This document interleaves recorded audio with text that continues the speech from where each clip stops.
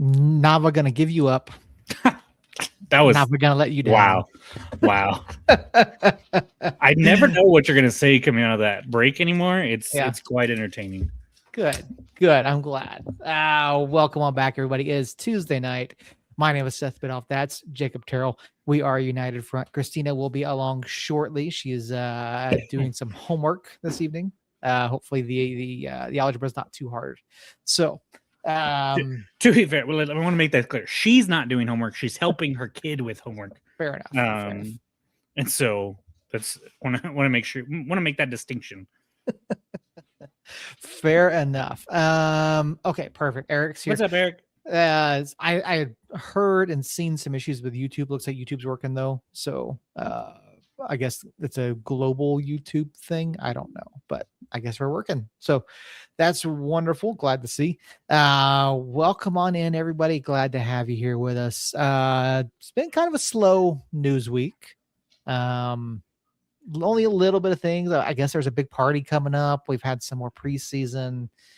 We've got some news for next week. But it's where are we at right now? Like, where are we at? Other than dealing with this sudden frigid wind that came passing through here today. All I could think about when you said that was, do you remember the clip of the guy coming off anesthesia? And he's like, is this real life? That's what it reminded me of.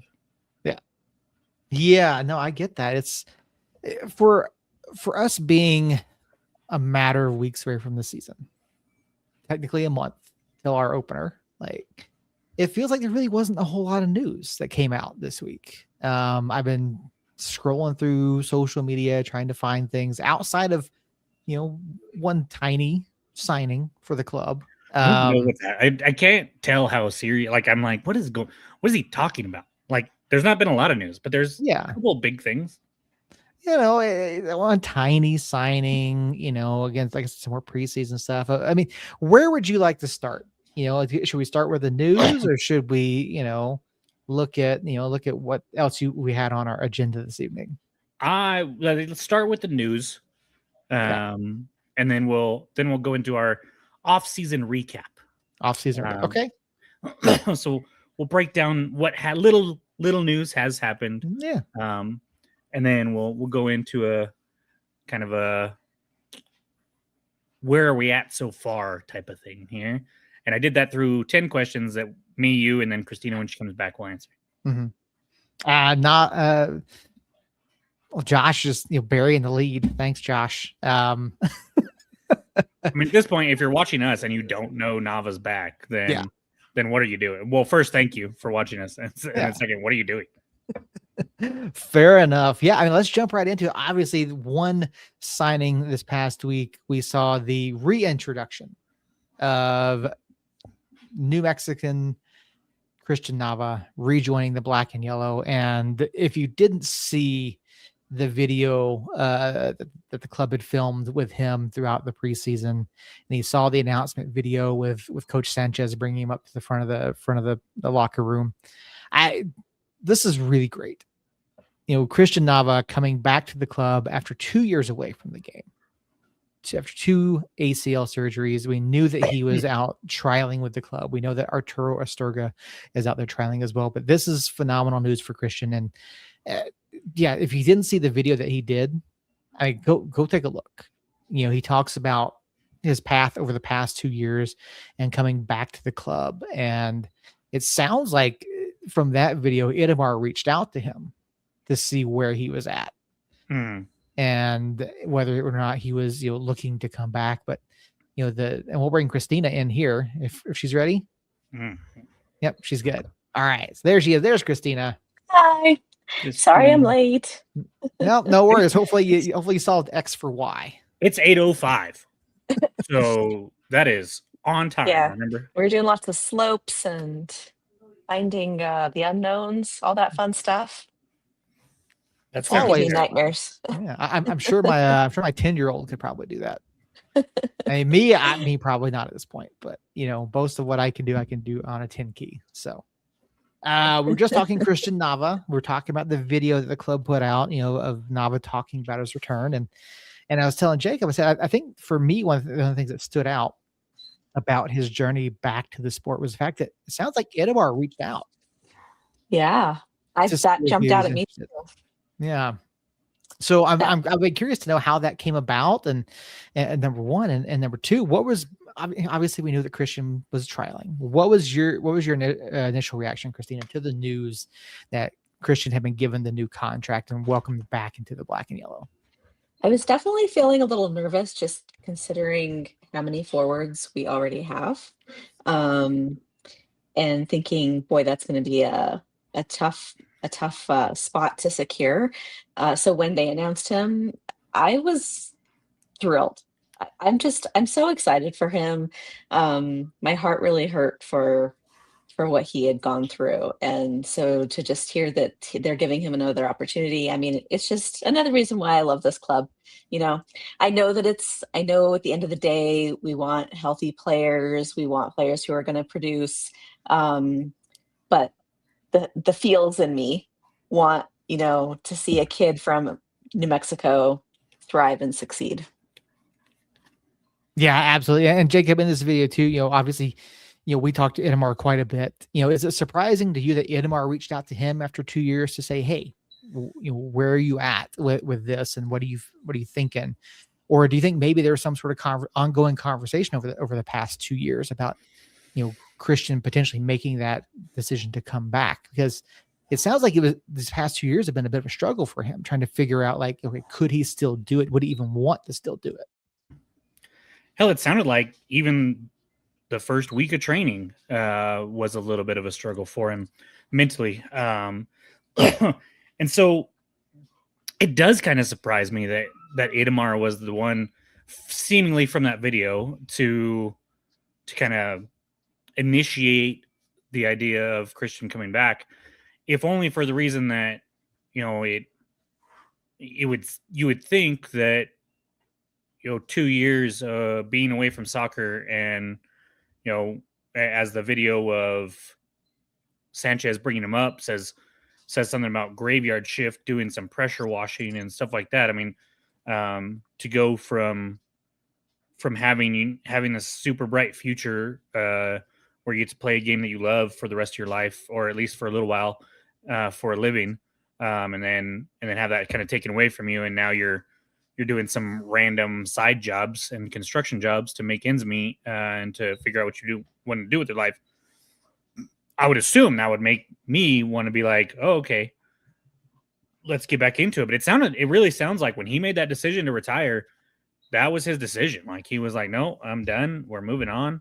And at that point, it seemed like he was ready to step away for a while. And I'm so happy that, one, we have a sporting director like Idamar, and an owner like Peter, and a president like Ron, that listened to us, because I think that's what happened. We talked about the importance of having a New Mexican representative on the team, and kind of what it means to have somebody that's like that. And we kind of talked about the dearth of options there right now, with kids going off to college that are out of the academy, and then nobody in the academy seemingly ready to fully step into a actual getting minutes role for the first team. And so, yeah, I think they had to call Nava back and be like, hey, what do you think? And I'm not surprised that he was announced. I'm kind of surprised that it happened now. I hope, and I don't think this would be the case, but I hope that it wasn't pressure from word getting out that made them do it. And I hope that it was a technical decision, and a thoughtful decision, and a decision that was made thinking, okay, we're going to bring him in because we think he can help the team and actually play a role, and not be a sideshow, to put it bluntly. And I don't think the club would do that. In my conversation with Ron before last week's podcast, it was very much like, hey, we are trying to do what's best for these guys, and we want to make sure that the right decision is made. And as always with Ron, I always feel like it's very honest and genuine with him. Mm-hmm. And so I don't think that that's the case, but I hope it's not the case. But after the Tulsa, or not Tulsa, Tucson matches, it does seem like he showed out well. From they show his 2 goals.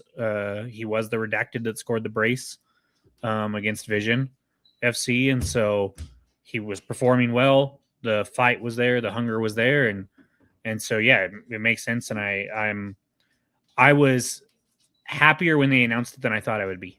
I'm not anti-Christian Nava by any means, but I did think that he had a lot to work on, and even before the injury, I think he had some stuff to work on, and it sounds like he's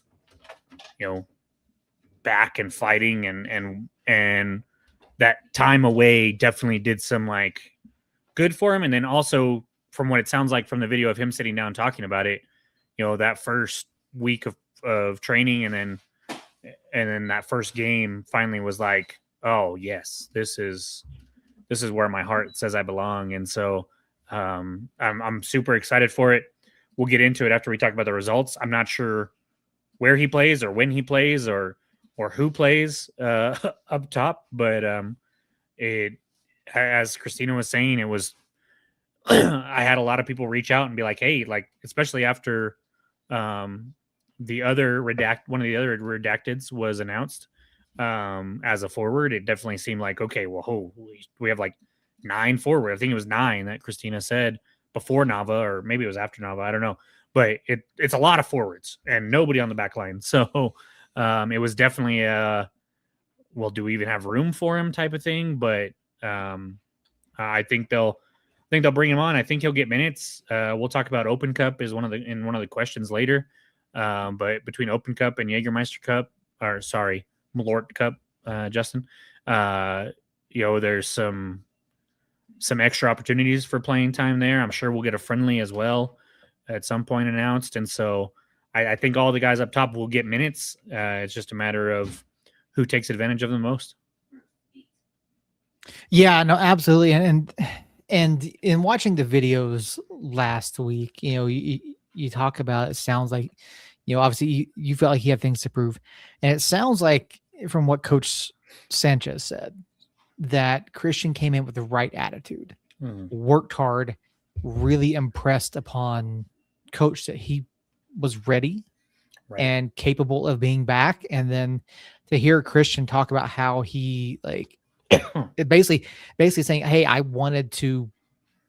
tried to act like I've been there before, is essentially what he was saying after scoring those 2 goals, right?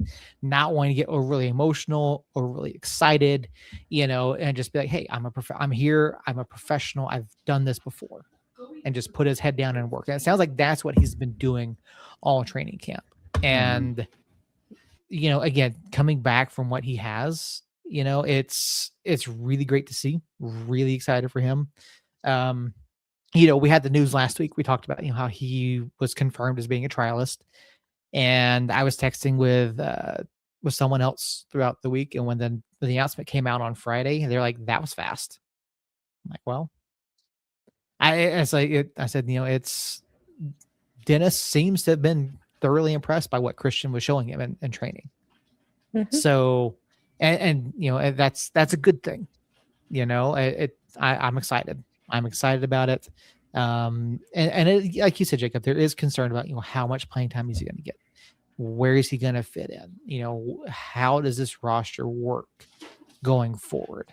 And yes, we do still have some time. And I think, we're looking to move forward. He's looking to move forward. The club as a whole is looking to move forward from last season and really, put a stamp on this year and say, hey, like, we know, and I think this is part of this, hey, we need attacking options. We need guys who can make threatening attempts on goal. So I think there's a lot of good to take away from this. And I'm really looking forward to seeing what comes down the pipe. Obviously, I would love to see Turo get a contract as well. Yes, we're still hopeful that there's going to be a defender or two come in, or 3. or or 3. I don't see us running unless Dennis is changing the system this year. I don't see us running 3 at the back. So, I would expect another few signings between now and the start of the season, and maybe Turo is one of them. Maybe not. Maybe there's someone else. So there are, some very good. There's some very good positives to take away. Christina, speaking of positives, you were out at the preseason match this past weekend out at the Bernalillo Soccer Complex. Santa Ana now. And speaking of this coming, the upcoming preseason match has been moved. I don't know if you guys saw that or not. Yeah. I did see that. Saturday's preseason match against Colorado Rapids 2 has been moved to the Santa Ana Soccer Complex to kick off now at 12:30 p.m. If you're going to that, park in the lot for field 11. So, but you were out there on Sunday, Christina. How did they look? How did people react to the guys on the pitch? And it sounds like there weren't necessarily a ton of opportunities for either of the sides that were out there. So I made it for the second half. I got there just before the end of the first half, so I was running late. I do want to say, with the signing of Nava, we can officially field an entire squad made up of 1 keeper and 10 forwards. We could. But I will say, it seemed to me though the Nava so he subbed on at the half, and he seemed like he was dropping back quite a bit into the midfield. I think he naturally just seems to have an eye for being a playmaker as well. So who knows? Maybe he'll be playing a little bit more midfield. He also was our set piece taker, and there's some room for some confidence building there. I think all in all, though, my impression was they're all just still getting to know each other. There wasn't a whole lot of action. There was, I think, right when I was walking up, I think there was a pretty good opportunity, but Gloucester took a pretty nasty hit. And then after that, I think that I don't know, I don't know if they maybe pump the brakes a little bit after that because they don't want the players getting injured, or if it just naturally was just things weren't quite clicking to the point where there was a lot of opportunities for scoring. Astorga did get to sub on, so I was excited to see, get a look at him. But it seemed like they were playing very heavily up the left side field, and Astorga was on the right side. So I didn't see a whole lot of action out of him. But I don't know. It was kind of just a meh. Not super exciting. Not a whole lot of energy. Just felt like they were just figuring things out still. That is one thing I'm like all this talk, like Cole freaking out about the defense against Lou City and Colorado Springs and whatnot, and kind of the talk about how thin we are back there and everything like that.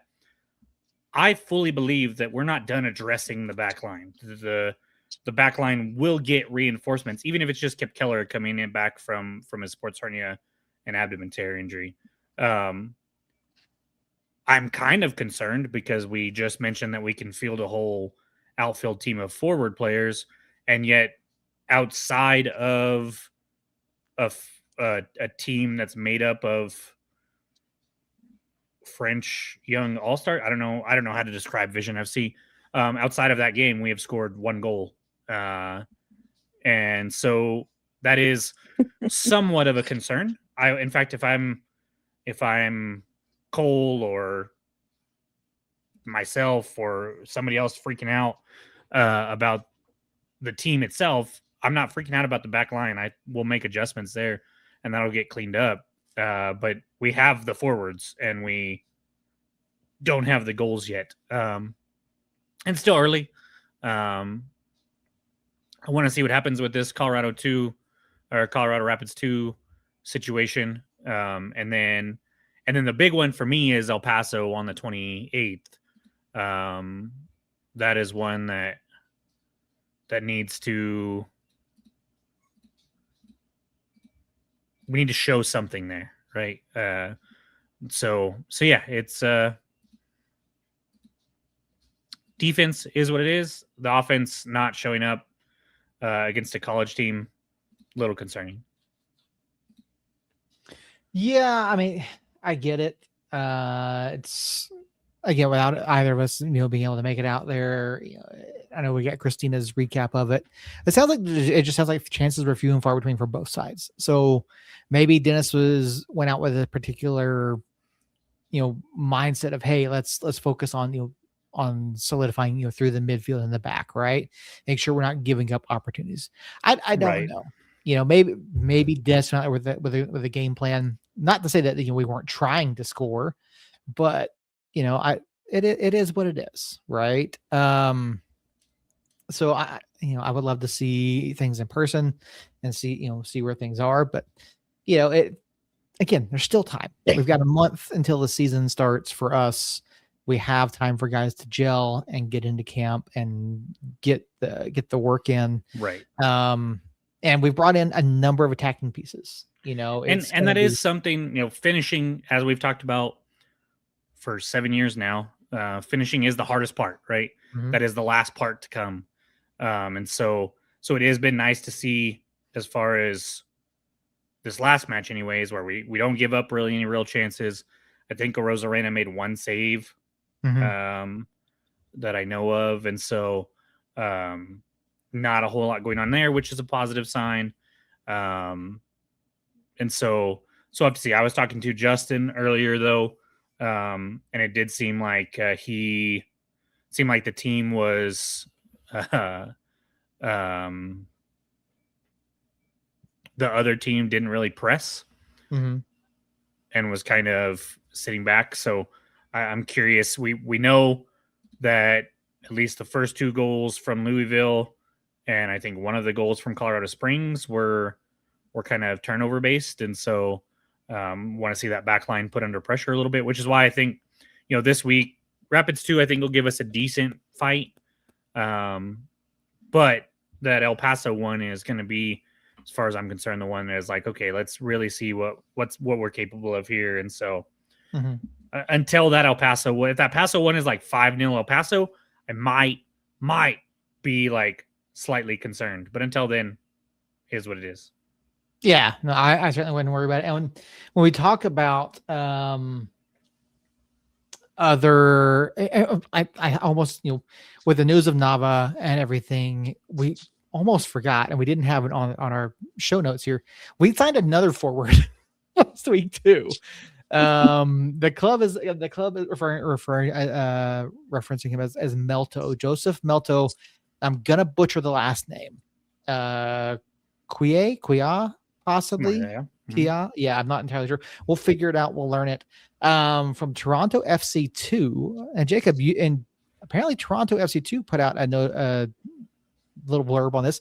It was a transfer, according to FC2. Yeah, according to Toronto, it was a small transfer out. So this is a kid that I think what happened was kind of like what Weehan was telling us when he was on last. It's more of a Toronto gave him the ability to come over here and trial, knowing that, and kind of like was like, okay, if you guys want to pick him up, here's the transfer terms. And then if you guys don't end up picking him up, he just comes back to us. And so, but it's a guy that obviously the club likes enough to kind of reach out and pay that transfer and see what happens. He didn't play a lot for Toronto too last year. He's only 21. Everybody that I talked to, like Andrew and Jake Gutierrez, who were at the Colorado Springs match, said that he looked pretty sharp. I don't know if he played Sunday, but so far what we're hearing are good things. And obviously if he is showing out enough that he can get an actual contract and get paid the transfer fee, then yeah, I think he's a young prospect that we can possibly be excited about. I think he gets run in the Open Cup, especially these first couple rounds. He did play okay, and so yeah, it's a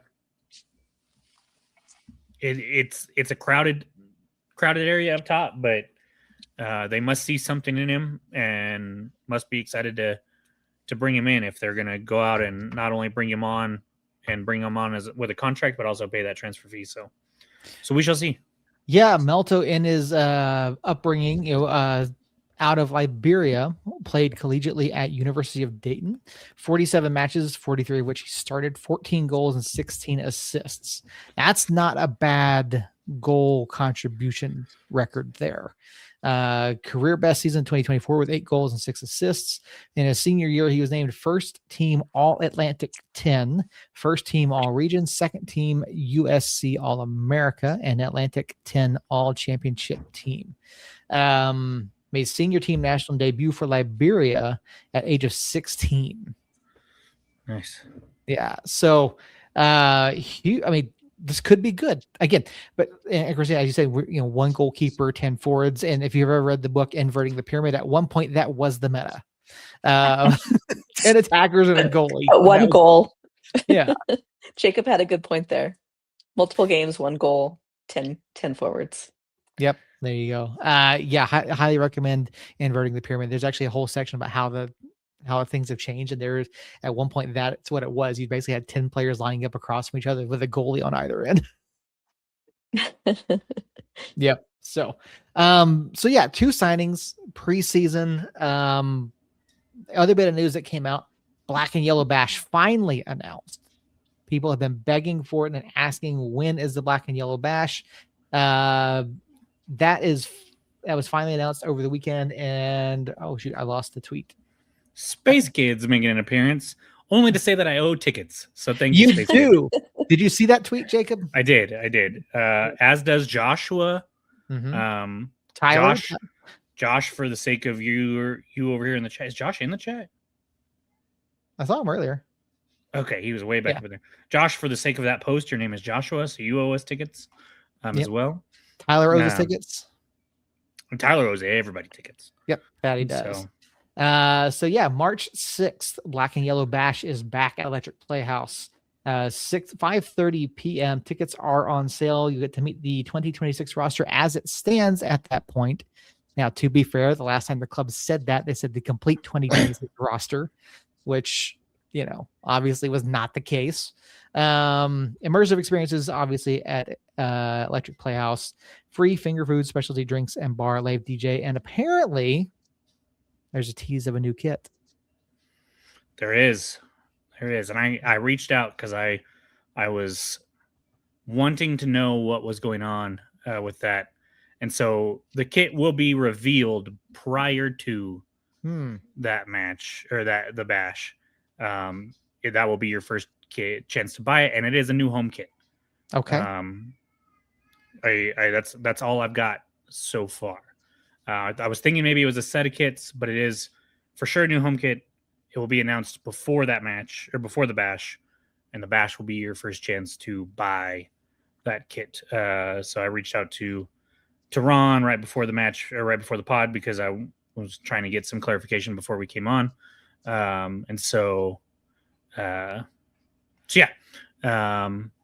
New kit, which we kind of knew, but finally it's nice that the club finally said something about it.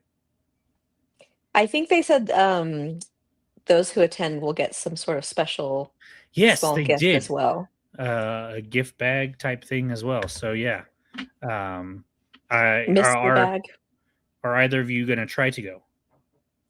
I was, but my nephew it's opening night for a play that he's in.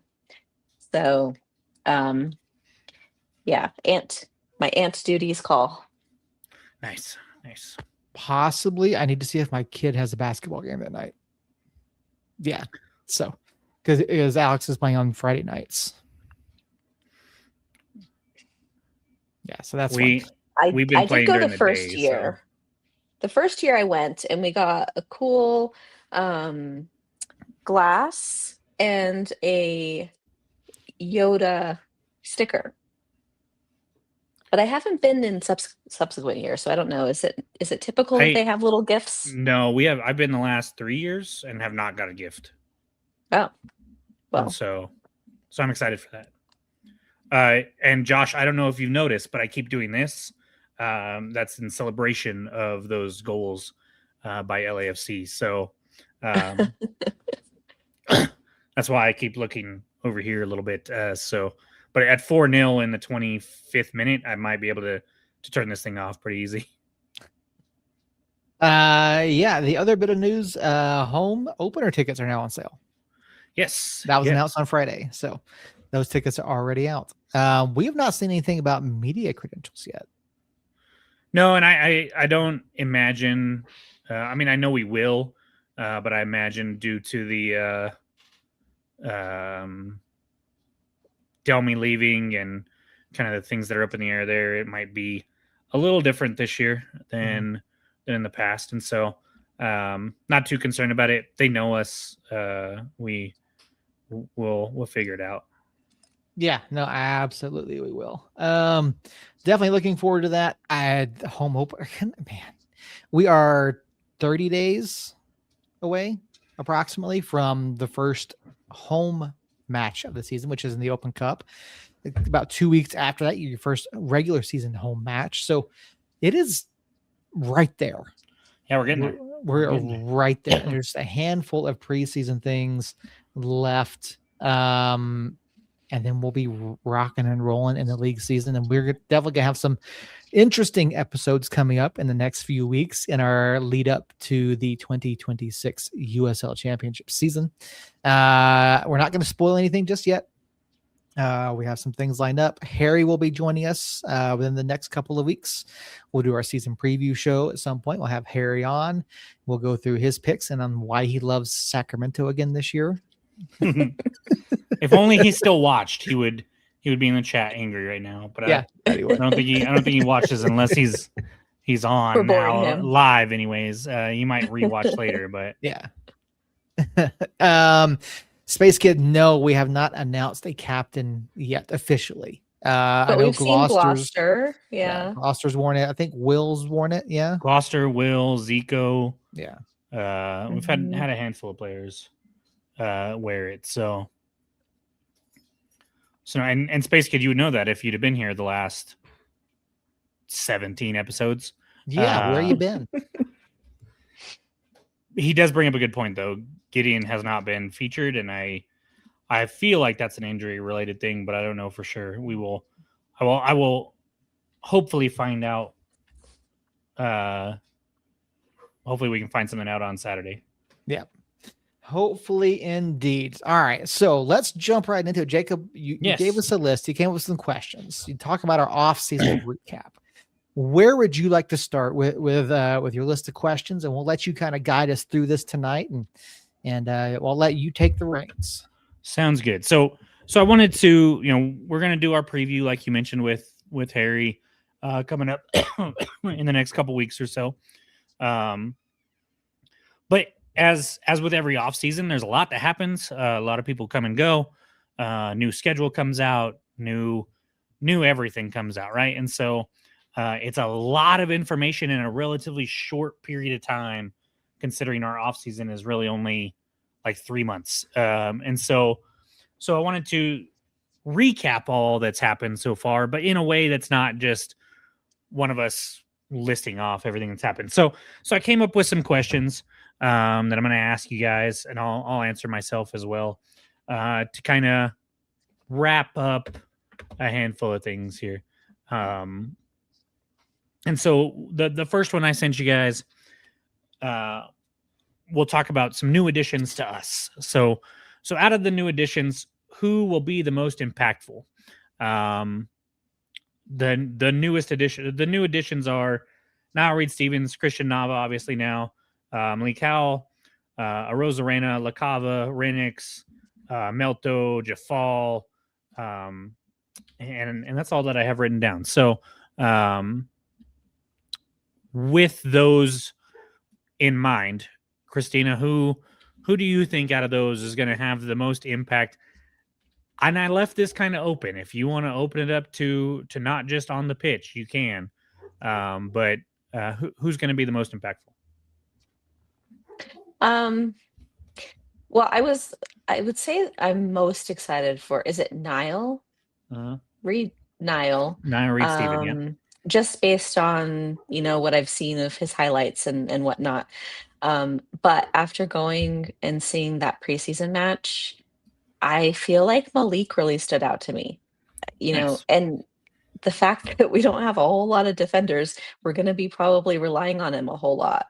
So I'm hoping that he'll continue to kind of step up and really show out. But he had a really good energy about him. I feel like he had a pretty good handle on, being very communicative. There were a few times where he was last defender and able to get in there and help out a Rosarina. So I don't know. I'm liking Malik. I was talking to either Andrew or Jake as well, and they said that he impressed them back against Colorado Springs with his like recovery time and his ability to get back and be that last defender, but still be able to make a play on the ball. So and like you said, we're pretty shorthanded back there, and so he's gonna basically have to replace Keller, Maples, and Ryden right now until Keller gets back, and so. That's a pretty good shout. Unless we bring in somebody with a ton of experience, and unless we bring in a second Kip Keller type in the middle of the season, Malik's probably going to feature pretty prominently. So, Seth, what about you? This one's hard. I'll be honest. This one's hard because there are so many players that have come in that I'm going, oh, I like that signing. I like that signing. I really like that signing. And we've talked about it at length already. I think it's going to be harder for one of the forwards to really stand out with this group unless you have someone that just is head and shoulders above the 9 or 10, right? And it's going to be really hard for someone to stand out because I think what you're going to have up top is we're not going to see someone. I would like to be wrong. I don't think we're going to see someone with like 10, 15 goals. I don't think we are. I think you're going to see a bunch of guys with like, 7, 8, 9. We've never had that. We've never had a major standout. No, we really haven't. And that's why I hate that you put, I honestly hate that you put newcomer on here, which announced addition. Because there is someone that I do think will be incredibly impactful this year. And I'm hoping the preseason is not an indication of what's going to happen. And that is Gideon Zavala. Year 2 guy. We haven't seen much of him this preseason, which is concerning. But I think, and we've talked about it with Pete, we've talked about it with Ron, Gideon knowing that he has a place. He's not having to move on. He's got the confidence of Dennis, especially with how he played at the end of the season. He could be incredibly impactful in that 6 because you look at the departures out of the midfield, right? You've got obviously we no longer have the guys like Marco Micheletto. Sergio Rivas is gone. We have other players that have not, stuck around through the midfield. And so I think this, provided he's healthy, this could be a big year for Gideon. And he had his ups and downs last season. And Space Kid, you weren't here to hear us talk about a lot of them, unfortunately, but he came on and really strong at the end of the year. And if he continues that improvement and that confidence that he had closing the year, I think he could be that pivot. And Jacob, I think we talked last week about moving from a double to a single pivot. I think Gideon could be that guy. Mm-hmm. I think he could. And I know he's not a newcomer, but I think he could be the most impactful player on the pitch this season. Hey, I'm okay with you tweaking my question to give me that. That was good. Christina, I didn't realize Desert Fryer was your burner account. Talking about Luther being offside. That gave me a good chuckle. And I was like, yeah, I Yeah. forgot about that. Yeah. That was I He saw was that and was drove like, me Christina. crazy. Yeah. So good shout out, Mike. Good shout out. Yeah, I think those are the Gideon one. I'm concerned about what's going on right now with him not playing at all. But at the same time, we know that he can come in and perform because he was here last year, so it's not a huge thing. I'm kind of curious if Sofane Jafal doesn't. We haven't really seen much of him either, though, and so I'm curious what's going on with both of those players, and if they are injured, maybe the lineups that we're looking at right now are drastically different come regular season when those players are actually healthy, because it could look very different. Looking at it in my head, like we could have, Keller and Howell, and then Seymour out at right back, and then that midfield could be any combination of Jafal, Zalalem, Bailey, or Jabang, and so I'm not sure we're getting quite the answers that we think we're getting right now with this preseason. But I'm going to go with who Christina said earlier. I'm going to go with Niall. Niall Reed-Steven is a tremendous talent. He tore up League One, playing basically the same position that the one and only Makwele Akale played for the same team in League One, and so and he was even more productive than Akale was when Akale was down there, and from everything that I've heard and a little bit that I've seen, he has some of the same traits as Akale, but with a bigger frame, and I think a better finisher, if I'm being honest. And so, so there you go. Justin said he's going to be better than Akale for us. That's kind of how I feel. I will be the first to raise my hand and say that I wasn't always the biggest Akale fan during his tenure here, especially middle of the season last season. And so, with a guy that we go out, we pay a record transfer for, obviously a guy that Sanchez and Itamar both want on the squad, that seemingly wants to be here, as opposed to Akale, who maybe had some, he was part of the Quill administration, and now he's coming in here. Andrew LaCava is a name that I thought of as well. I really want him to be good. I really like Jake, and not just because we share a name, but he's one that I'm very excited about as well. You could name like 15 attackers, which is what Seth's point was, which is a brilliant point. Like, who the hell knows? There are a ton of options up top, and it's going to be kind of throwing darts against or throwing stuff against the wall, see what sticks. And so, but I would be willing to bet that Niall's going to get a really good opportunity, and I think he's super talented and will have a chance to really make that stick, which goes into my second question, which is, does a newcomer lead the league or lead the club, not the league, the club in goals? And then who does? If it's not a newcomer, who is it? And if it is a newcomer, then which one is it? And I think Niall is a pretty good shout. I would actually go Renix if it's a newcomer. I think Hurst is probably the leader, because it does seem like Hurst is going to be our penalty taker. So already has a kind of a leg up there. But Renix has also been impressive from what I've been hearing and seeing in videos and stuff. And so that's kind of where I sit. The other options, I mean, there's a ton of newcomers up top, but Reed, Renix, LaCava, Nava, and then Melto. I think Melto is probably the bottom of that list, but who knows? Maybe one of you thinks he's going to come out and light the world on fire. So, Seth, we'll go like this now. I mean, if you really had to pin me to to a name for your first question, I mean, Nile is obviously the one I've been the most, because again, Tormenta follower. Like I've been following what Tormenta does. I love their program. They've really developed good players out of there. So I would have the most confidence in Nile being an impactful of the new players. But in terms of could a newcomer lead the club in goals, I think it's entirely possible. Do I think it's Nile? No. I love his ability to create. I love his ability, through coming out of the midfield, playing off the wings.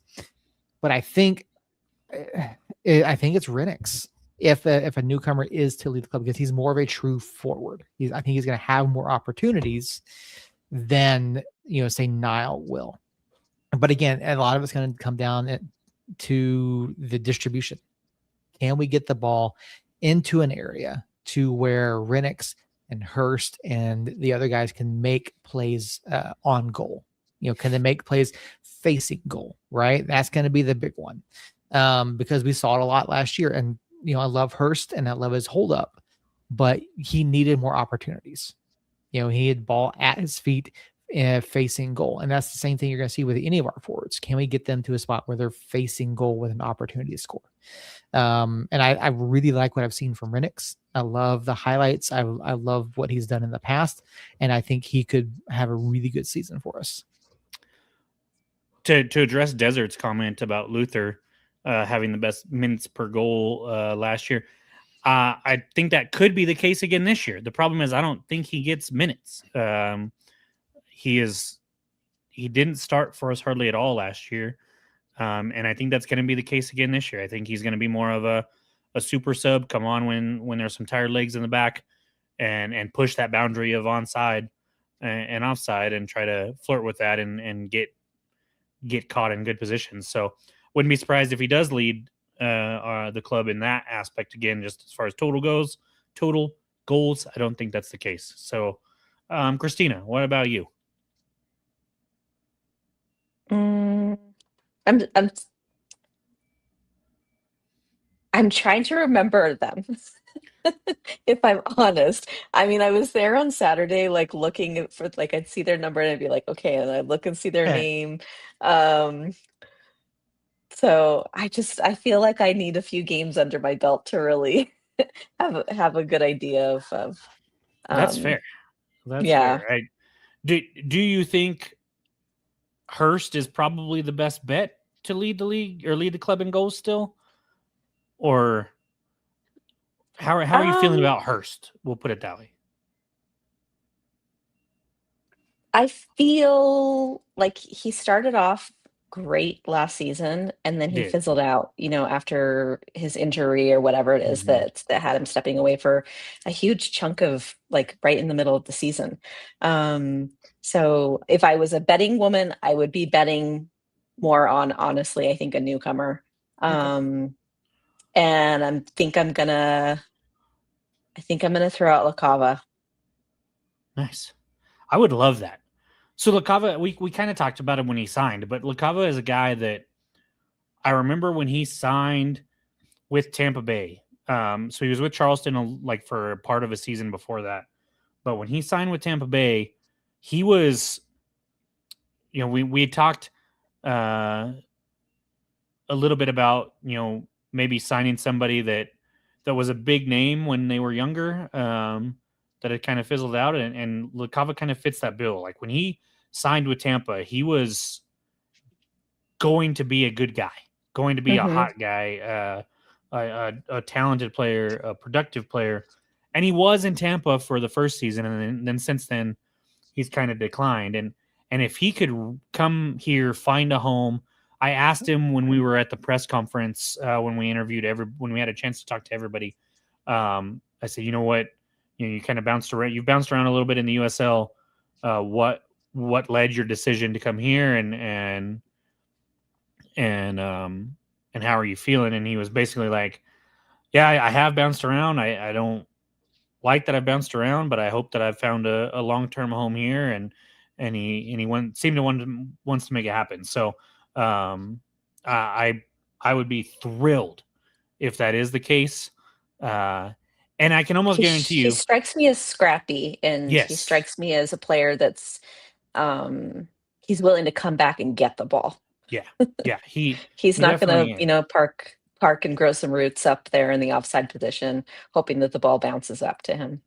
I feel like that was an unwarranted shot at Luther, but I think that when you look at this club up and down, LaCava, Nava, Rennick's coming back to stateside after some time overseas. Nile coming up from League One. There's a ton of guys that just are hungry, that want better, and I think that is going to show more and more throughout the season. Of these guys are just fighters. They're just going to kind of fight and really want it. And so we'll see. I think Hurst is still probably my bet to lead, but if it's a newcomer, I'm with Seth. I think it's Renix. But as always with off season, we talk about the new names coming in. We lost a ton.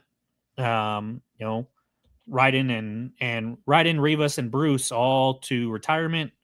And then there's a handful like Among and Lindsay that we don't really know what they're going to do yet. We don't know if they're playing with a team right now and just hasn't been announced or what's going on. But we do know that Alex Timbakis is now with Tulsa.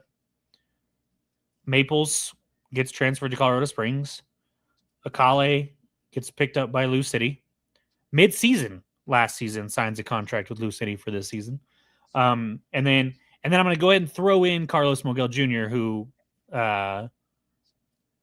was on loan with us, and now he's back over with Lou City. So other than that, we don't know where anybody's going, or they retired, one or the other. So out of those four, who has the best season with their new club? Christina. I'm sort of debating between Alex and Akale, simply because they're joining really solid squads. So that naturally is going to set them up potentially for success. I feel like a little salty with Maples. Yeah, fair enough. So, and I got it. Admittedly, I don't feel like I know a whole lot about. I haven't really kept a good eye on Colorado Springs and what their off season has looked like. So I think my money is going to be on Alex. I think he's going to get the record. He's got a really strong squad in front of him. So if he gets the minutes, if he gets that number one spot, he's got something to prove. I think it'll be fun. It'd be fun to see him thriving in Tulsa.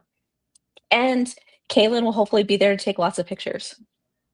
Mm-hmm. Mm-hmm. And maybe we'll be able to ask Kaylin about some of that picture taking stuff at some point.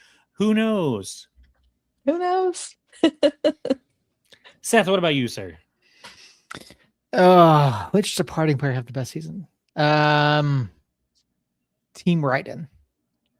He's going to take some great pictures with their new team. Ryden does not have a team. He has his own team. Team I think Ryden. His wife and daughter are for sure his team. Yeah, fair. Exactly. Fair. Yeah, stepping away from the pitch, getting time with the wife and kid. Team Ryden's going to have the best year of all. So you can go off script for some of my questions, not all of them. So. But I will take that. There's not a lot of options here, so if you want to go off script for this one, I'm okay with that. Of the guys who left and are still actively playing, Quelle. He's had a great preseason so far. He has. Yeah. I'm not convinced that Alex is the number one in Tulsa. Now I think Talon's going to have a great season no matter what, but I do think that Quelle is in line for a really big season with Lou City. As much as I hate to lose him, I've been a huge Quelle supporter since Tormenta. So yeah, I think he's in a good spot.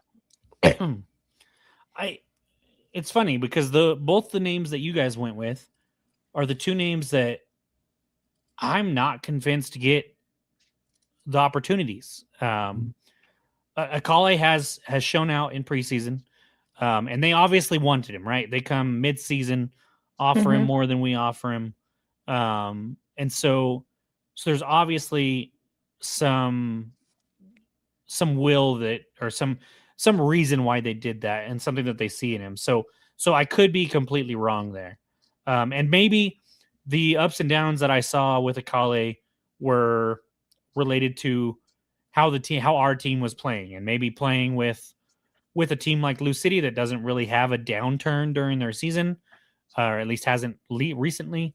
Maybe they will keep lifting him up, and he won't have that kind of bleh stretch. And so, Harry, welcome. I'm not even going to address it. We've addressed that so many times. I'm not even going to address it. His ears must have been ringing. Right. And then with Tambakis, like Seth said, I don't know if him or I'm blanking on the other keeper's name. But I'm not sure he's the number one there. And so I think he gets some run, much like we talked about, like our situation here. Come here, Bruce. Say hi. Come say hi. Oh, my name's Nava. Hi, buddy. Hey. Yeah, Peñaranda. So I'm gonna go with Maples. Because Maples is the starting center back for Colorado Springs. They would not pay us as big of a transfer fee as they did if he was not going to play for them, like when Marco went over there, right? And so, and when you look at their roster, it's clear to me. I mean, Maples is probably, I would say, in the top half of center backs in the league, if not even higher than that. And so I think he's the best position to get the minutes to make an impact on their new team. And I think Colorado Springs is going to be fine. Like, I think they're going to be fighting for a home playoff spot, and will continue to fight and shine. And so I just think that he is the one that is in the best position anyways. And we'll see. I think team success, obviously Lou City, because it's Lou City, but individual success and opportunity, I think it's Maples. We mentioned one of those subtractions from our team being Daniel Bruce, and he has a subtraction from the pitch, but not from the club or organization. And he's actually still on the pitch. He's just not in between the lines. He comes back as an assistant coach, which I think is a pretty cool deal and a pretty big deal. But Christina, what do you think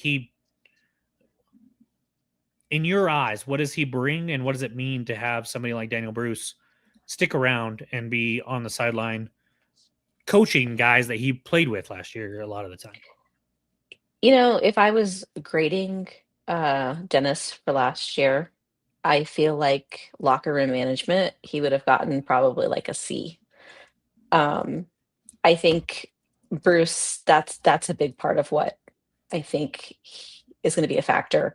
Having him on the coaching squad, really supporting the players and supporting the locker room culture, managing a lot of personalities, but being a coach that can relate to the players, can support them, boost them. I think he can just be a trusted confidant that the players will feel comfortable going to. Seth? Yeah, I mean, it's gonna be nice to see Brucey on the touchline. I think his impact is going to be more so. And again, I haven't had the chance to really talk tactics with him, coaching philosophy, anything like that. I think his initial process is going to be motivational, right? Because we saw the effort that Brucey put in week in and week out. 90 plus minutes, he would run himself into the ground. And I think that that's something that Brucey is going to instill in some of these guys, because we've seen some of them not give the full, 60, 70, 90, whatever it is they play, And I think he's going to demand more of them, that they give more of themselves, that they give that, extra, 5%, 10%, whatever they can, whenever they're out there. And I think that's going to be his biggest initial thing, as well as just being one of the most vocal supporters on the sidelines. Now, I would love to. I can't wait to have him back on. I can't wait to talk tactics and coaching philosophy with him, to see kind of like where he's at and developing his own systems and things of that nature. But I think it's and again, I'm not saying he's there for cheerleader purposes, right? But I think that's going to be one of the most impactful things you see out of Brucey in his first season, as a part of the technical staff. And yeah, that's what I'm, again, we'll talk tactics with him eventually, but I think that's the biggest thing. But I think what it means is that the club has always focused on that pathway, right? That pathway to pro. You've got the academy moving up into the first team. Christian Nava signing that academy contract, first team contract, retiring and then coming back. You've got Brucey, coming in, and guys like David coming in and working as a player, going into the front office, working as a coach.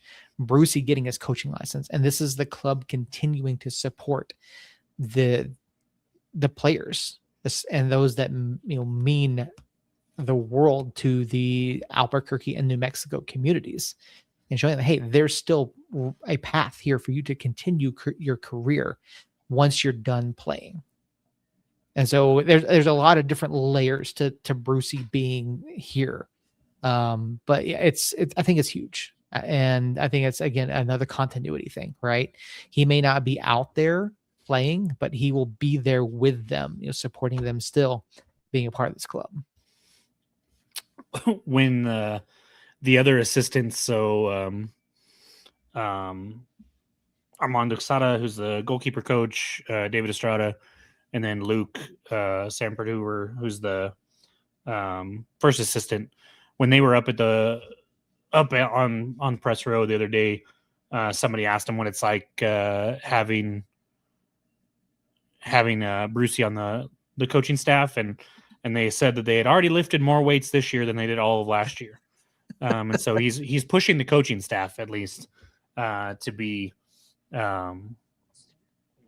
to put it that way. But I need to send you his answers from that press conference, because he addresses a lot of what you guys addressed, and essentially he's going to be the one-on-one guy, helping specific players with specific things, like small micro things, and not really big picture. Like, that's still going to be Sanchez and Luke and stuff like that. And he's going to be, so you kind of have Sanchez and Luke kind of tactics and strategy. And then you got Armando, who's the goalkeeper coach, and working with him in the back line a little bit. And then it seemed like Bruce was going to kind of work with the forwards and some of the other midfield players or other outfield players to work on specific skills and drills and stuff like that. And he actually is funny. He basically said that he had to go balls to the wall all the time because he wasn't that good of a soccer player. And there's guys with a ton more talent than he has. And so they don't have to play that way. And he's not going to ask necessarily everybody to play the way that he played. But I think you still will get that motivation and that, like, hey, that rah is not the right word. It's kind of like, hey, you guys need to fucking dig in right now. And it's coming from a guy that they know does that. They know when he played was that way. And so I think they will listen and will be more apt to go that extra mile, give that extra 5-10%, like you were saying, Seth. And so I'm excited. I'm excited for it, and think that you guys hit everything on the head there.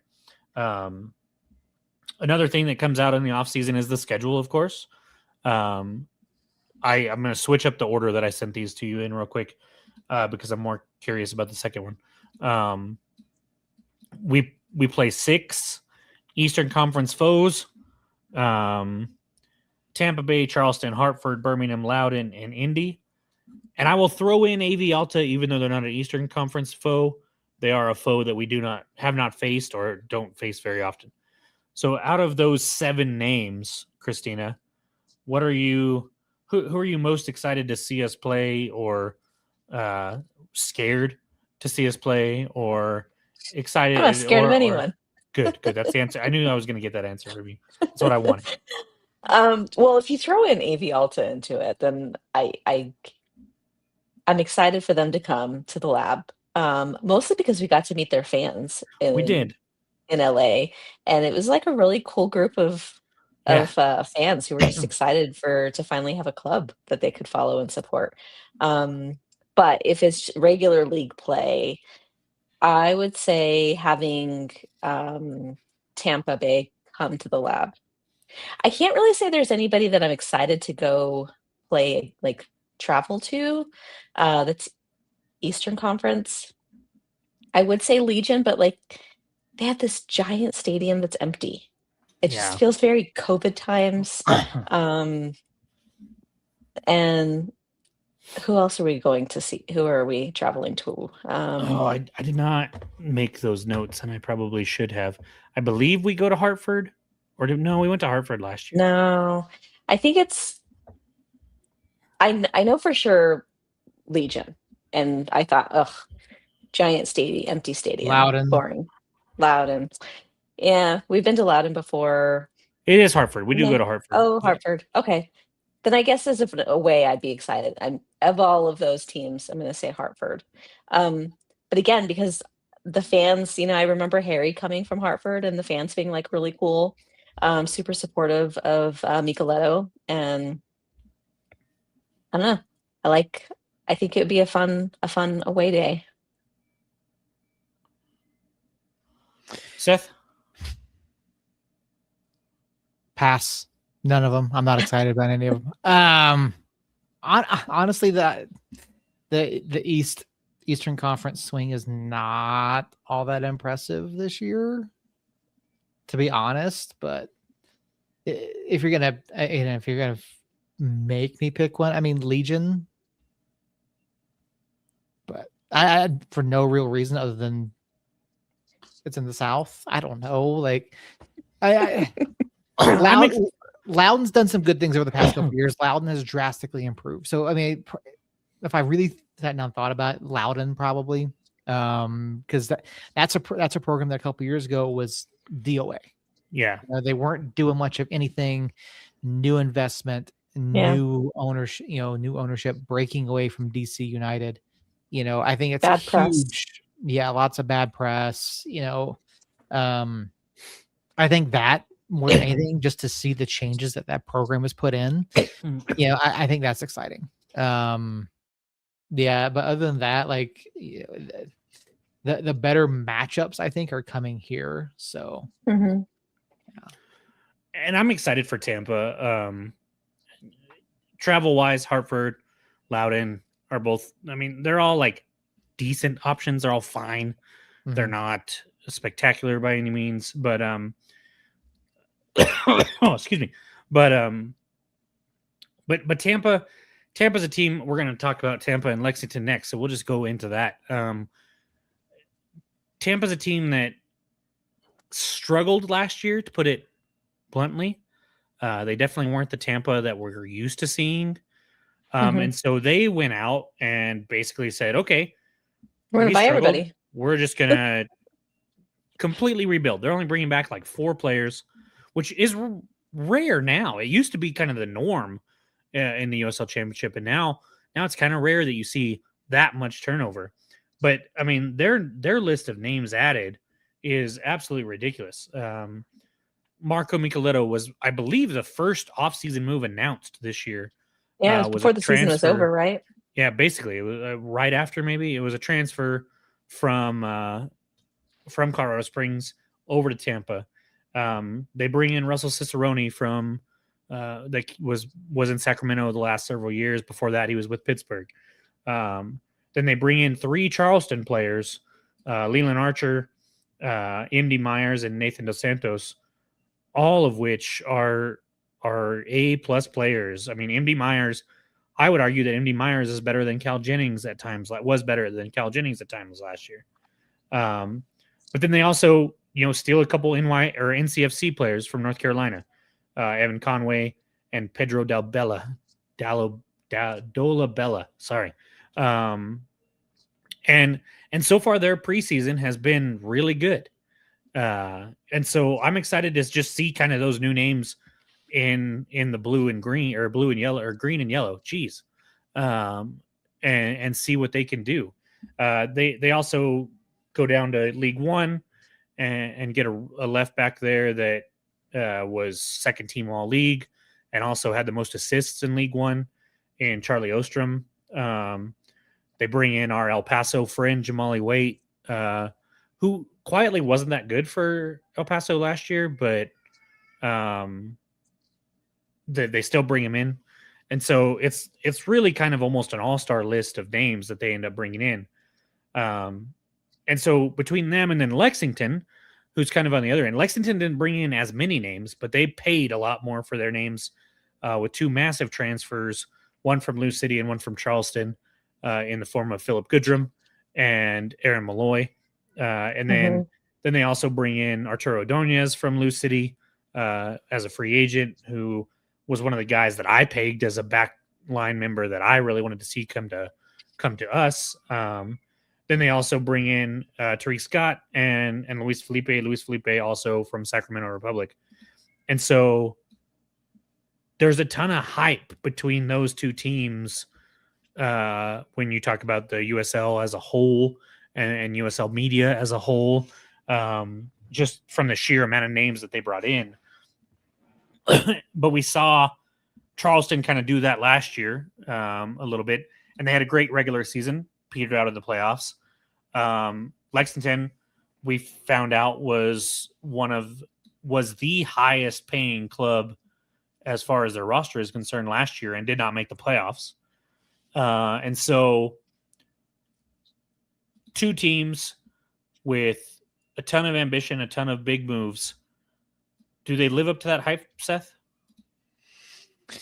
Well, I would say yes to Lexington, no to Tampa. Tampa to me really fell off the mark last season. They could not find any sort of answer to their struggles. I'm not convinced that their off season is going to get them back there. But yeah, and obviously Lexington, they're spending.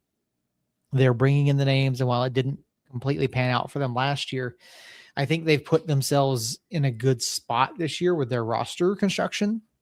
They've got a good program, and I do think that of the 2, I think that they're more legit contenders for the top in the East than Tampa Bay is this year. Lexington's not in the East, so but they should be, arguably. Yeah, they should be. I think they're so still. I think they're more of a contender to make the top half of the table of their conference than Tampa is. So yeah, Lexington should not be in the Western Conference. They should not. When I was writing the names of the Eastern Conference foes that were playing, when I came across Lexington, even though they were in the West last year, I still had to be like, oh no, they're not. They're with us. Never mind. It bothers me to no end, and I cannot wait till we get more Western clubs. But yeah, I just they should put Indy in the West. I don't care. Put somebody that's not. Indy doesn't make. Even Indy doesn't make a whole lot of sense, but Lexington has less sense. Yeah, so. Geographically, none of them unfortunately make sense. But maybe Birmingham. But Birmingham, that's what I was gonna say. Yeah, and that's the only other option there, because Lou City can't come over here. NOLA. Oh wait, yeah. There's not a team there. We're getting Dallas here pretty soon though, so they'll be out here, and then who knows? But Christina, do you have an opinion on those two teams and what they've done and what they might look like? Would you say you guys know the players better than I do, I feel like. The big names that Lexington has signed on, would you say a majority of them are coming from East Conference teams? Yes. Philip, Goodrum, Aaron Malloy, and Arturo Dunez are all coming from the East. You're right. Luis Felipe is the only one that's coming from a Western Conference USL team. Therese Scott, I believe, came down from MLS, but I don't know where he played. So, the Western Conference has always been the Wild West, and we are always consistently inconsistent. FC Dallas. And FC we Dallas, beat each other to a pulp all season long.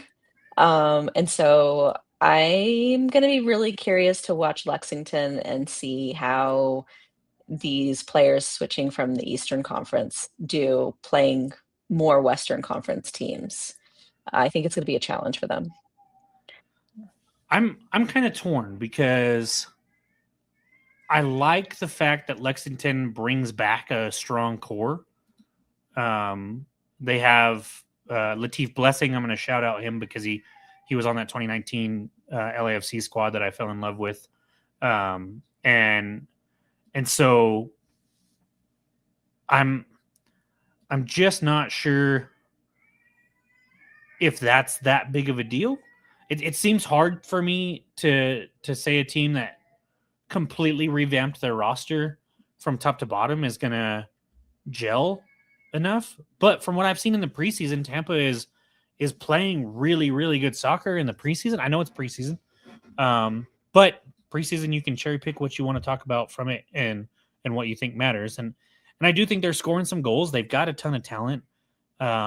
They seem to be having fun. They're always smiling in their preseason videos, and so I don't know. I think both are going to be capable of competing with the best of the best in their division or in their conference, and so I don't think it's a like complete miss by either of those teams. I think they both have pretty good. Did you lose a dog? Okay. I think they both have pretty good chances of actually competing and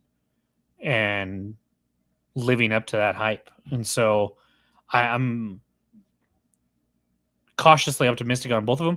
For our sake, of course, I hope Lexington falls short since they are in our conference. But and then I hope Tampa falls short at least one night when they come to the lab.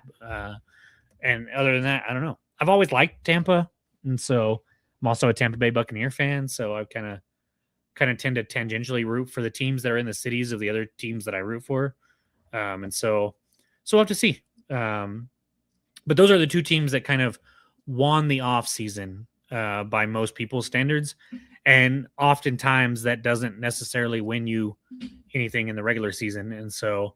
Wanted to shout them out, and then we'll see. And now we'll kind of get to a more closely related to us look at the offseason for other teams. Is there a move from either of any of our rivals that really scares you? These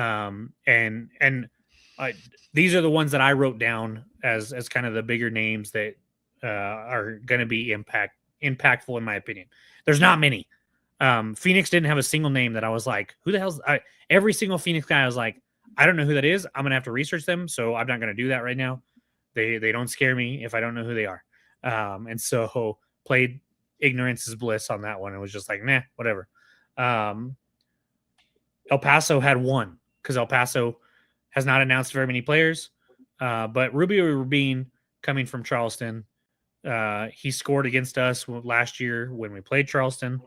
And is a name that I really wanted to see if maybe we would make a run at and didn't come here. Corey Bennett scored against us last year for Sacramento, scored the playoff winner against us again, or when he played for Vegas in 2024. And so, excuse me, he goes to Colorado Springs. Talon Maples, we know, goes to Colorado Springs. And then the last one I'm going to throw in there, I don't know how you feel about them being a rival, but San Antonio signed Mikey Maldonado, a very, very, very good midfield player. What? Yeah.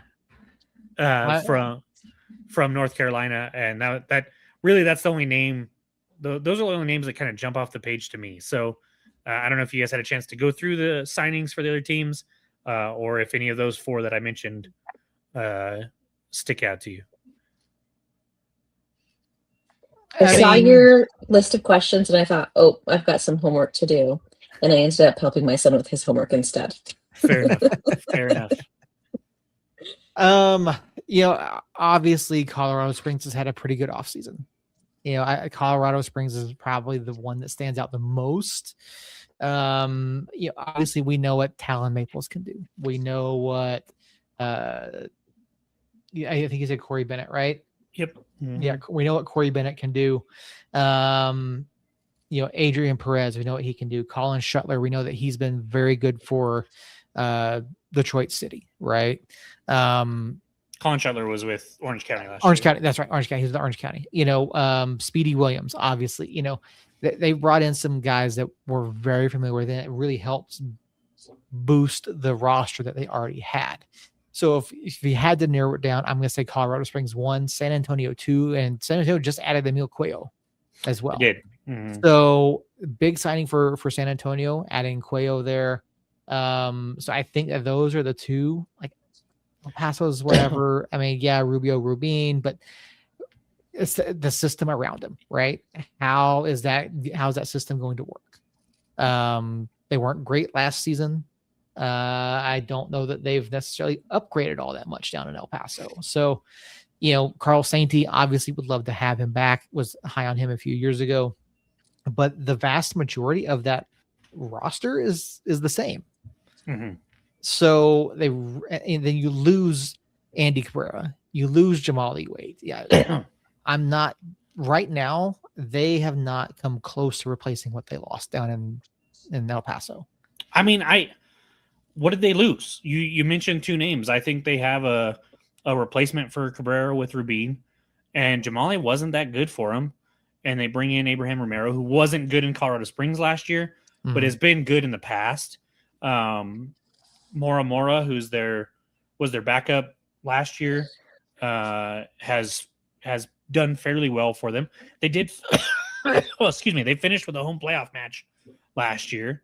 They actually finished best out of the teams that are our quote unquote rivals. And so I think like we'll talk about that more in our preseason preview, our regular season preview, but any one name stick out to you, Seth, that you're like, oh man, I wish he would have gone somewhere else.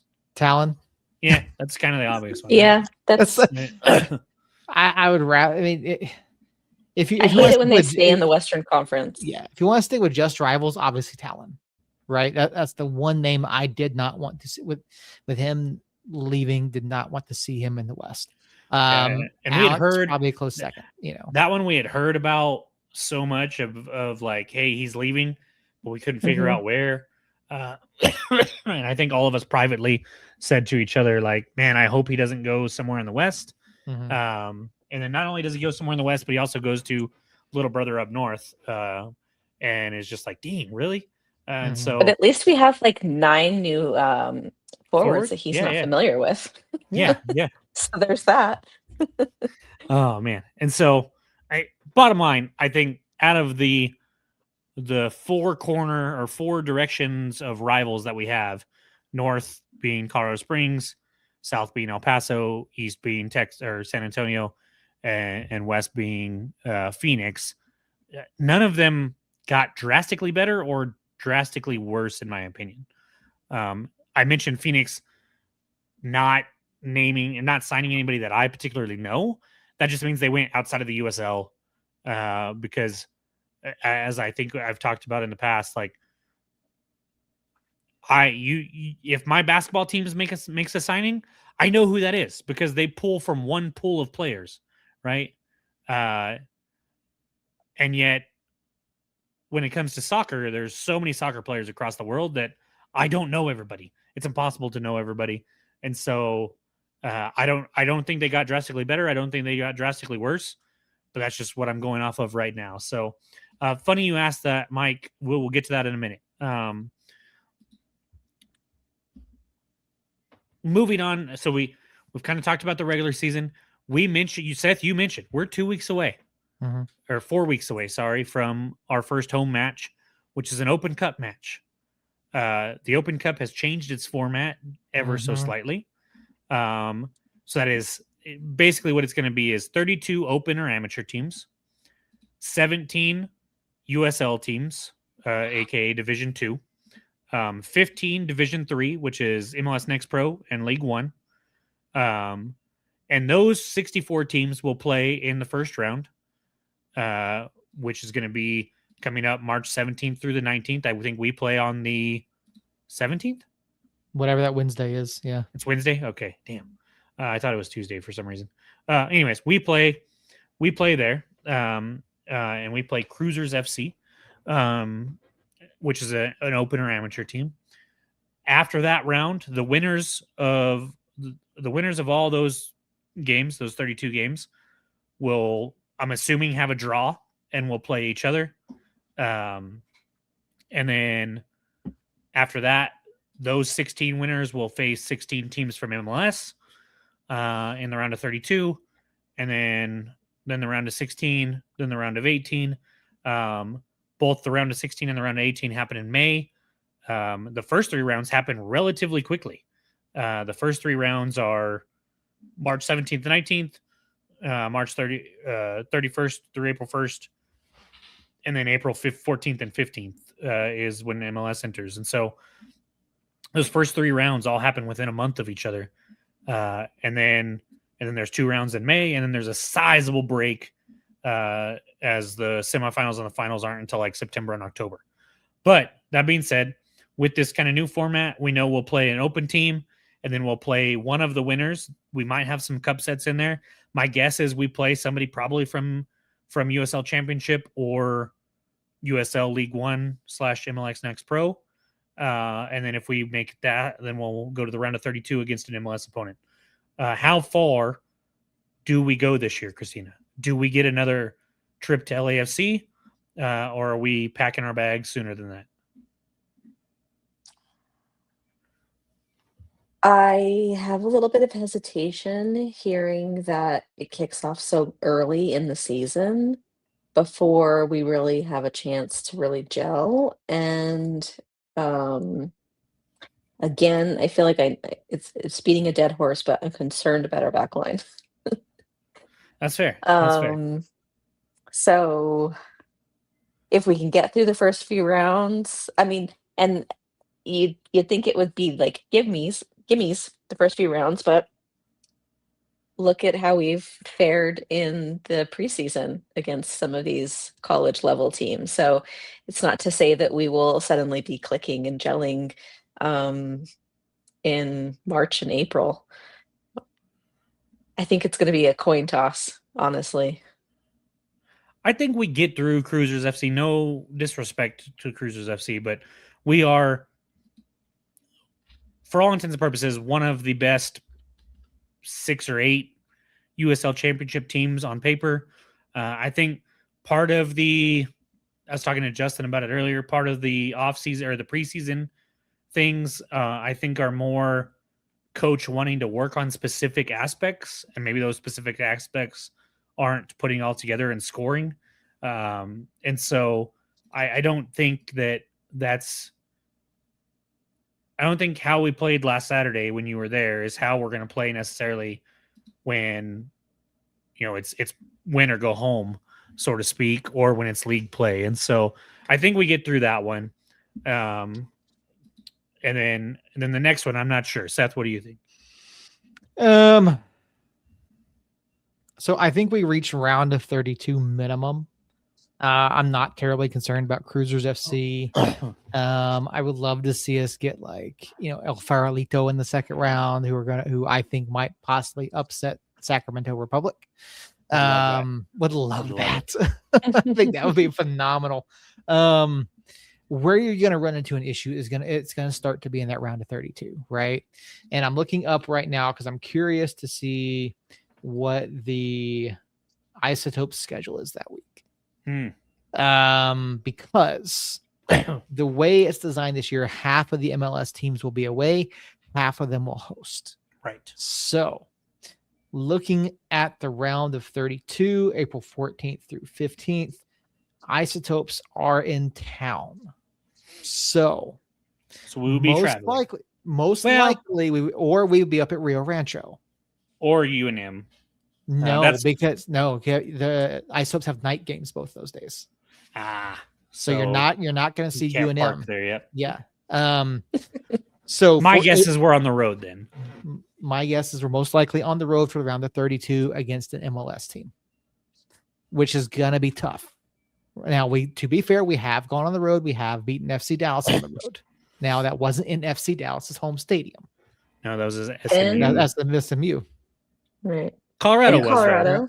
Colorado was that was their home field. Yeah. Dick's Sporting Field, or Dick's Sporting Good Park. So, yeah, I mean, so there is a possibility. Again, it's going to come down, and it's a very quick turnaround from round 2 to the round of 32. I would like to think that Rio Rancho is available on that night. Now, thank God it's not a March night up in Rio Rancho. I just don't think they will okay an MLS team coming to play at a high school soccer stadium. More than high school, they would not. Yeah, I don't think turf high school football. Yeah, I couldn't imagine that happening whatsoever. I mean, no way. I don't think so. United could put in the host, and if it's done by draw, there's a chance, right? There's a chance. They might have put into host, and then U.S. Soccer was like, "Okay, where would you play this game?" And they were like, "A high school football field that's turf." And U.S. Soccer was like, "D9." You know what? If that's the case, I'll tell you what. If that's the case, if we put in at Rio Rancho, it's a turf football field. Let's get Inter Miami. Yeah, and then we won't have to play. We'll never see Messi. Never see it. We'll never see Aguero. We'll never see any of them. We'll get the B team and get to the round of 16, right? But no, it's I think minimum round of 32. I don't want to go farther. I would like to see us go further. I think we have the ability to, but it's going to come down to that third round draw, that round of 32. Who do we play and where? If we do somehow bring an MLS team here to Rio Rancho High School on a turf football field, we're not, Seth. It's not happening. I know you want it to, but it's not gonna. And it's just the U.S. Soccer won't let it happen. Maybe, or you know what? Maybe let us play down in Las Cruces. Wouldn't that be? I feel like as long as it's not El Paso or Phoenix, I'll be happy. I'm tired of playing them. Yeah, that round or the second round is going to be the tricky one as far as USL versus USL. I hope, because there's going to be 7, like, even if the favorites win and there's no cup sets, it's still 17 USL championship and 15 either USL League One or MLS Next Pro. Hopefully, fingers crossed, they're going to do it geographically some, but hopefully it's more like, okay, MLS Next Pro / USL League One is going to play a USL championship, and then there'll just be one USL championship versus championship matchup. I don't know if that's the case, but we'll see. Anyways, we're running short on time. We're into stoppage time already. I'm going to hit you with the last question. and unfortunately, Desert Friar, aka Mike Kearns, stole it from me. On paper, are we better than we were last season? Did we get better, as Mike put it? Quickly, Josh, not since they redid the surface, I don't think, because it used to be a fully grass surface years ago, but not anymore. And UNM does not want to use that. And even if they were okay with it, there's no way we could do around a 32 there because of Isotope schedule. I like how Seth dodged the question there. No, I just want. I know there's Josh had a question over there. I think we're even right now. maybe I think we're even, maybe slightly ahead from a talent standpoint. Do I think the roster as a whole is better? Ask me again in 3 weeks. Ask me again in 3 weeks because our roster is not complete. I can't definitively say yes. I think we're better on paper. I like the signings that we have. I think we're heavy on forwards. It'll be real interesting to see what Sanchez does with that. I think our attacking core is better than last year. I will say that. I think we are better on paper than we were last year from an attacking sense. But give me a complete roster. Ask me again in 3 weeks. I can give you a better answer as to whether or not on paper as a roster we are better than last season. Christina? I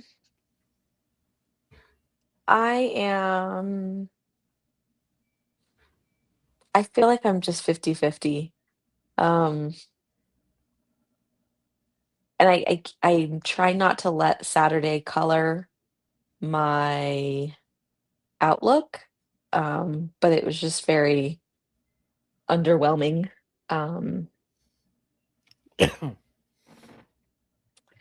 But I have a lot of trust in Itmar, and I like that this is Coach Sanchez's first year of like fully forming a team. And I think those two things maybe tip the scale more towards cautiously optimistic. That on paper we're eking out on the positive side. I think on paper we're worse. If only because our back line is non-existent. I think Keller and Howell are solid enough.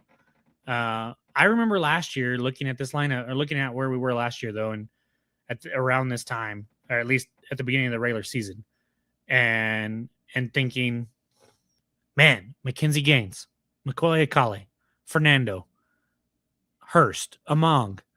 Like, I thought the attack was there, and I was way more confident with Maples and Ryden than I am with Keller and Howell. Not so much because Keller and Howell are worse than Ryden and Maples. They're just, I mean, we kind of know what we're getting with Keller. Howell's kind of an unknown. I'm glad to hear positive things coming out of camp, but I'm not sure with the goalkeeper. Like, if I'm putting myself at the end of the beginning of last year, I think I felt better going into the season last year. But if I put myself at the end of last year, I think it's a different story. I do think we're better after the changes that we made. And we're not talking like after Akale and them left, obviously, but like when we were making that run and the Akale was on a tear and stuff, I do think we are a better team than that.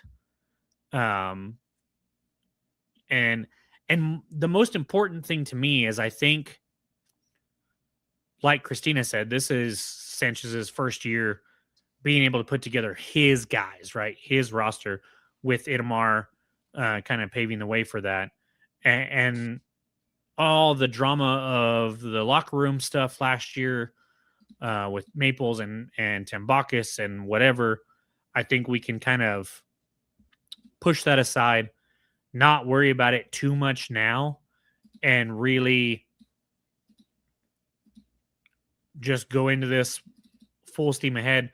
The vibe, I mentioned it after I was out at the training center for that press conference. The vibes seem to be at like a 2024 beginning season level with the guys. And that wasn't the case last year with a bunch of new guys coming in late and Sanchez being a new coach. But this year, everybody feels a little bit more just good, like chill, ready, together, more familiar kind of stuff going on there. And so even with the preseason not being amazing right now, I do think that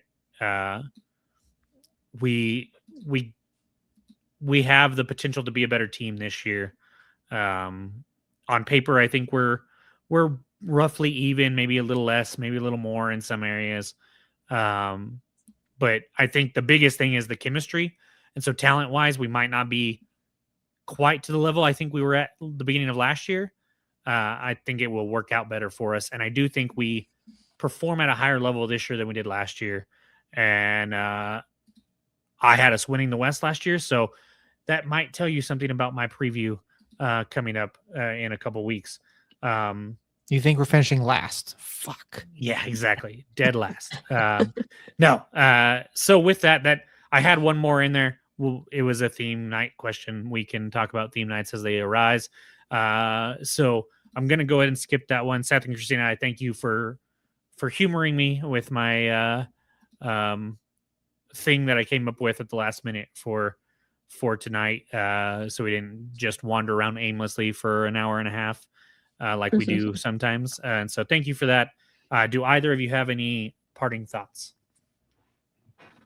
Do you want to tease next week? I am going to get to that. Yes. Okay. That's all I had. Christina, anything from you?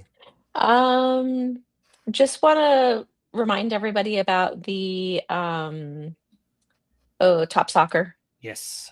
Registration is on United's page and the Somos Unidos Foundation page. You don't have to be good at soccer. You don't have to have ever played soccer to be a buddy. And it really is a lot of fun. It's a time commitment because it's several Sundays. Yeah.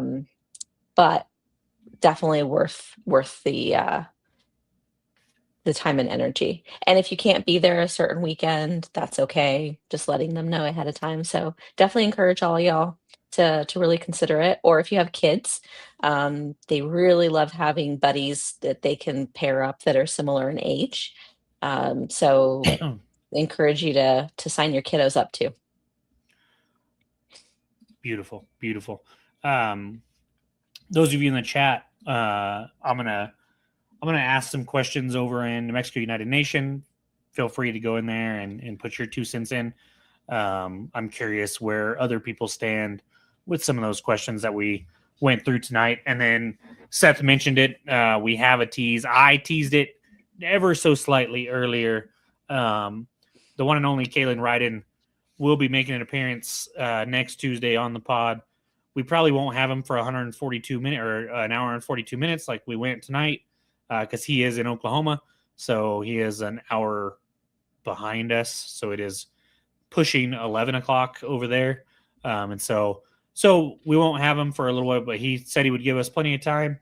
We'll talk about his career here, his career in general, of course, and then the photography and the family and what the retirement will bring. And so be sure to come back next week for that. We will have, I can't imagine a lot of news breaks between now and then. So we'll have him on, and then afterwards we might touch on whatever news, including the preseason match against Rapids 2. But that is on the agenda for next week. Then I believe the week after that is when we will do our previews. We're trying to get Coach on, but nothing in stone there. So he's just a little busy. Just a little bit. So, but Kaylin is going to come make time for us. Harry will be on the week after to do previews, unless that's when we can get Coach. Then I told Harry he would have to be bumped. And then who knows? We'll have some other previous players that I've talked to that want to come on. We just got to figure out a date and time to get them on, and then we'll try to get coaches and players and stuff as well throughout the season. And then we'll have Weehan on as well at some point again, because that's always a fun chat, and he's now almost a regular on the show, having been on twice. So with that being said, Linda, Justin, Josh, Andrew, Space Kid was over there, Matt, Harry was over there, Mama Christina was in there, who else was? Eric was there. Brendan Kearns was in there for one. I think that's about it. If I'm missing somebody, I apologize. I want to thank all of you guys for being over in the chat and participating. Love having you over there. It's always a great time. We will be back next week. If you're listening to this at a later date on the podcast player of your choosing, which should be Spotify. If you're listening on, I'm gonna be real with you people. If you are listening on Apple Podcasts, I can help you because you need help. Because Apple Podcasts, as an iPhone user, Apple Podcasts is the worst. So hopefully it's Spotify, maybe Google Play, but not Apple Podcasts. But if you are on Apple Podcasts, please rate and review us there as well, and however you're listening to us. If you're over on YouTube, make sure you're subscribed. If you're on Facebook, go subscribe to our YouTube, and hopefully we will continue to put out awesome content for you for the whole season, which we always do. I'd like to think, anyways. And if any of us get out to the preseason match this week and you see us, come say hi. As everybody knows, if you do that, then you become a member of the podcast, because that's what Christina did in Los Angeles, and now she's on all the time and might regret it, but she's trapped now. So so yeah, be sure to say hi. I might be out there. I'm trying to figure out a way to make it happen, but we're not sure for sure. But if you see us, come say hi. If not, I will be picking your brain as to how the match went. And we will be back next week, like I said, with Kalen Ryden for a little while to talk about all things his career and life after soccer. So be sure to tune in for that. And I will make sure to put that out. I didn't get a post out today. I didn't get a chance to, but I will get a post out when it comes to Kalen because, well, it's Kalen and he deserves one. Just like he deserves a retirement night, which Seth is still bitter about that he didn't get last year. And so we will be back next week. Same time, same places. Until then, love y'all. Somos Unidos.